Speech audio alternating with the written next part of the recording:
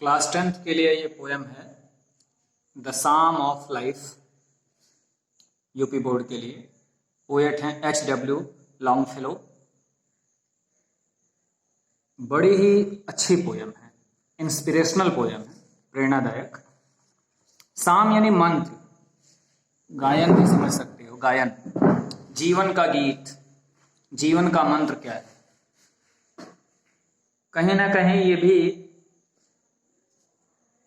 ऐसा लगता है कि भगवत गीता की फिलॉसफी से प्रेरित थे।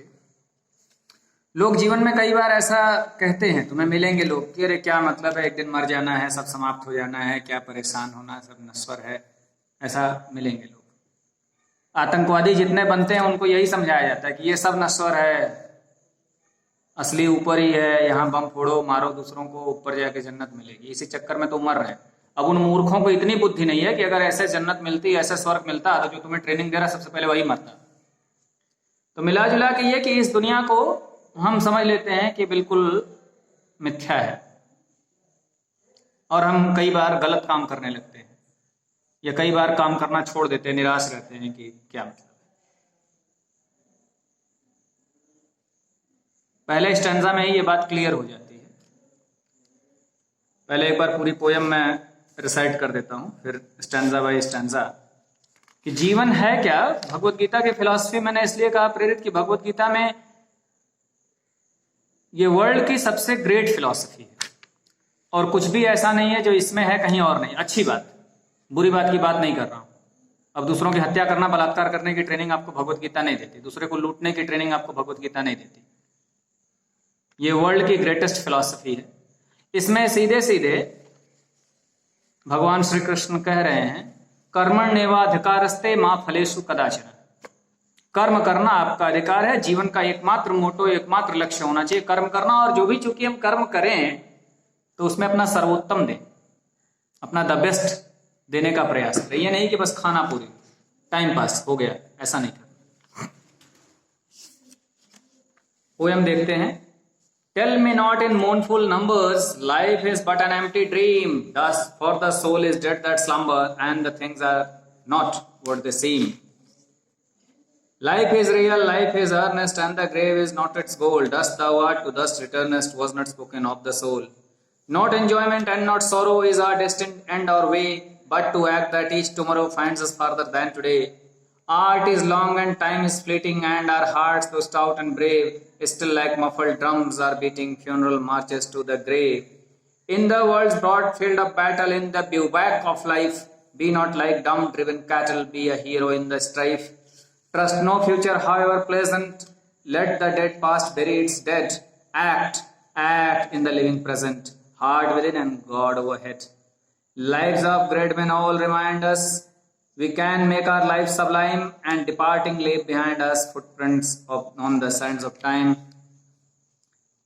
Footprints that perhaps another sailing over life's solemn main, a forlorn and shipwrecked brother seeing shall take heart again. Let us then be up and doing, with a heart for any fate, still achieving, still pursuing, learn to labor and to wait. ये इसमें से कुछ stanza तुम्हारे अब syllabus में board में नहीं है, कुछ ही हैं, लेकिन मैं पूरा इसलिए बता दे रहा हूं कि जानते रहो पोयम अच्छी है। मैं हर स्टैंजा को एक्सप्लेन कर देता हूं।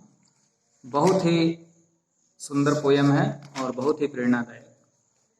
तो पहले ही लाइन में मना करता है पोएट, टेल मी नॉट, मुझे मत बताओ। क्या मत बताओ? लाइफ मोर्नफुल नंबर्स, रोते रोते जा रहे हो, ढेर सारी संख्या में चले जा रहे हो, सब लोग रो रहे हो, मुंह लटकाए हो। Life is but an empty dream, life और कुछ नहीं है, एक खोखला स्वप्न है, अर्थात लाइफ मिथ्या है, जैसे ड्रीम मिथ्या होता है, फॉल्स होता है। तो ये मुझे मत बताओ, रोते रोते मुंह लटकाए आ रहे हो, सभी लोग ये बता रहे हो कि जीवन तो मिथ्या है। For the soul is dead that slumbers and things are not what they seem. क्योंकि जो आत्मा सोती है, एक मिनट भाई, क्या है भाई? For the soul is dead that slumbers. Slumbers यानी एकदम आराम से सोना, निश्चिंत होकर सोना। तो वो सोल यानी आत्मा, वो आत्मा जो सोए हुए हैं, जिनको कुछ कर नहीं रहे हैं, निष्क्रिय हैं, वो डेड के समान है, वो मृतक के समान है। और the things are not what they seem, और जो चीजें दिखती हैं ना, लगती हैं ना, ऐसा होता नहीं। तो इसलिए मुझे ये मत बताओ कि जीवन मिथ्या है, क्योंकि जिन लोगों को कुछ नहीं करना उनकी आत्मा तो वैसे ही मृतक के समान है। और अगला स्टैंजा बड़ा इंपॉर्टेंट है, बोर्ड में अक्सर आता है। Life is real, life is earnest and the grave is not thy goal, not its goal. Dust thou art, to dust returnest, was not spoken of the soul. अब अगले में कहते हैं कि है क्या life? Life is real, life मिथ्या नहीं है, रियल है। पहले में कहते हैं ऐसा मत कहो कि ये मिथ्या है, ये रियल है। एंड अर्नेस्ट, अर्नेस्ट मतलब जो बहुत गंभीर हो, जिसको हम चाहें भी। लाइफ को मजाक में मत लो, ये बहुत सीरियस मैटर है, और हम चाहें भी, जीवन से हमें प्रेम होना चाहिए। And the grave is not its goal. सब लोग ये बताएंगे ना कि इसका अंतिम लक्ष्य क्या है? ग्रेव, ग्रेव यानी कब्र, कब्र यानी डेथ। भाई ये क्रिश्चियन फिलॉसफी है ना, तो क्रिश्चियनिटी में मरने के बाद लोग गाड़ते हैं, तो कहते हैं जीवन का अंतिम लक्ष्य कब्र है। तो कहते हैं नहीं, ऐसा नहीं है। क्यों? ये कोट कर रहे हैं, इन्वर्टेड कॉमा में है, dust thou art to dust returnest. Thou means you, art यानी आर, यानी you are dust to dust returnest. ये बाइबल में लिखी हुई लाइन है कि आप डस्ट हो, आप धूल हो, आप मिट्टी हो, तो डस्ट रिटर्नस, और अंत में आप उसी मिट्टी में मिल जाओगे, यानी कब्र में जाके सड़ के मिट्टी बन जाओगे। ये बात लिखी गई है, लेकिन कह रहे हैं कि नहीं, लाइफ तो रियल है।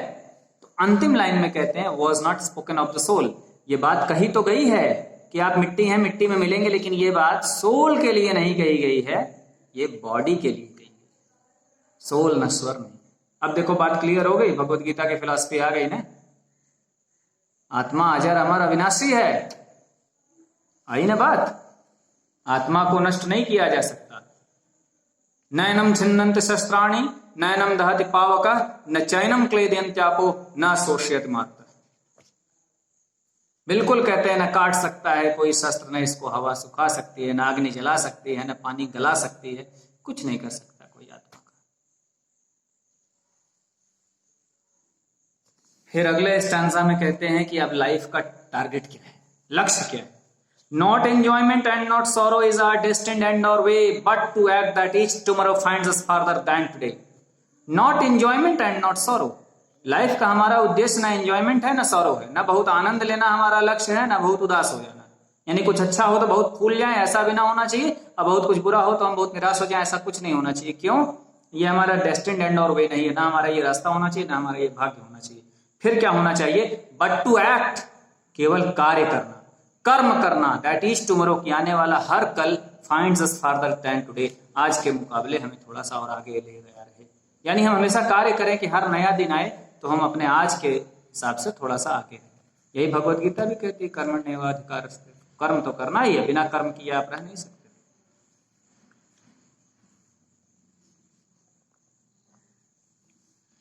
Art is long and time is fleeting, and our hearts, though stout and brave, still like muffled drums are beating funeral marches to the grave. अब इसमें कहते हैं आर्ट इज लॉन्ग।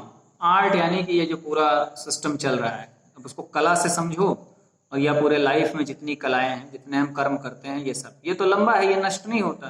जैसे मैं पढ़ा रहा हूँ, कल मैं नष्ट हो जाऊंगा, मैं मर जाऊंगा, मेरे बाद कोई ना कोई और पढ़ाएगा। कोई आज काम कर रहा है, कोई मकान बना रहा है, कल वो मरेगा, कोई ना कोई बनाएगा, सृष्टि रुकेगी नहीं। तो ये सब लंबे हैं, यानी जीवन ये पूरा, ये जो लाइफ साइकिल है और जो नॉलेजेस बिखरे पड़े हैं, ये बड़े लंबे हैं।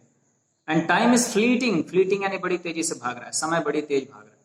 एंड आवर हार्ट तो स्टाउट एंड ब्रेव, और जो हमारा हार्ट है स्टाउट एंड ब्रेव, मजबूत तो है, बहादुर तो है, still like muffled drums are beating, वो हमेशा धड़क रहा है, जैसे कि ड्रम्स, सैन्य सेना चलती, कई बार मार्च करती तो ड्रम वगैरह बजाते हुए, टू द ग्रेव। तो धीरे धीरे ये हृदय हमारा उस ड्रम की तरह धड़क तो रहा है, और धड़कते हुए हमारे इस जीवन को ले जा रहा है ग्रेव की ओर, कब्र की ओर जा रहा है। यानी हर पल ये समय बीत रहा है, और हर पल ये समय हमारे डेथ की ओर ले जा रहा है। कहने का अर्थ क्या है? कहने का अर्थ यह है कि समय का उपयोग करते रहिए, कर्म करते चलिए, एक्शन, एक्ट करते रहिए। In this world's broad field of battle, in the bivouac of life, be not like dumb-driven cattle, be a hero in the strife. Important stanza ये भी है। In the world's broad field of battle, इस संसार को एक field मान लो, battle का field, युद्ध भूमि मानो, बहुत विशाल युद्ध भूमि है ये पूरा संसार। और in the bivouac of life, bivouac, इसका प्रोनाउंसिएशन कायदे से सीख लो, bivouac, स्पेलिंग भी देख लेना इसका, BIVOUAC। बिवैक यानी टेम्पररी रेजिडेंस, अस्थाई पड़ाव। सेना जब होती है ना तो कहीं कहीं पड़ाव डाल के रुकती है, वहां परमानेंट नहीं होता, वो स्थाई नहीं है, अस्थाई है। स्थाई जैसे हमारा घर स्थाई है, हम एक जगह रहे, लेकिन अस्थाई होता है कुछ समय के लिए रुके। तो ऐसा होता है युद्ध भूमि में, हम कुछ पल के लिए रुके। तो हमारा ये जीवन इसी तरह है कि पूरा संसार एक युद्ध भूमि की तरह, हम कुछ पल के लिए यहाँ हैं, फिर हम यहाँ से चल देंगे आगे। तो इस युद्ध भूमि में क्या करना है? Be not like dumb driven cattle. गडरिया देखा, शेफर्ड, भेड़ बकरी या अहिर देखे हो, ऐसे हाँकता है जानवरों को, और वो गूंगे बहरे जानवर ऐसे चले रहते, जिधर वो हाँक दिया उधर चले। ऐसा मत बनो, यानी भीड़ के साथ मत चलो। Be a hero in the strife. इस संघर्ष में हीरो बनो, एक नायक बन के उभरो, यानी अपना निर्णय लो, अपने कर्मों से सबसे अलग दिखो। Trust no future, however pleasant. Let the dead past bury its dead. Act in the living present, heart within and God overhead. ये स्टैंजा आता तो नहीं है बोर्ड में, बहुत ही कम आया है, लेकिन बड़ा ही सुंदर है। Trust no future, however pleasant. और भविष्य के चक्कर में मत पड़ो। मैंने पहले ही बताया पोएम की शुरुआत में कि तुम्हें सपना दिखा दिया जाता है कि भाई आतंकवादी बनो, बम फोड़ के मर जाओ, ऊपर जाके स्वर्ग मिलेगा।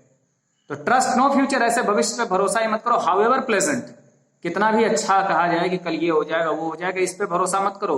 And let the dead past bury its dead. और जो पास्ट है, जो बीत गया यानी जो मर गया, बेरी इट्स डेड, तो अपने डेड को बेरी कर देने दो, गाड़ देने दो, दफना देने दो, उसे मिट्टी के नीचे डालो, खत्म करो। यानी फ्यूचर पे भी ट्रस्ट मत करो।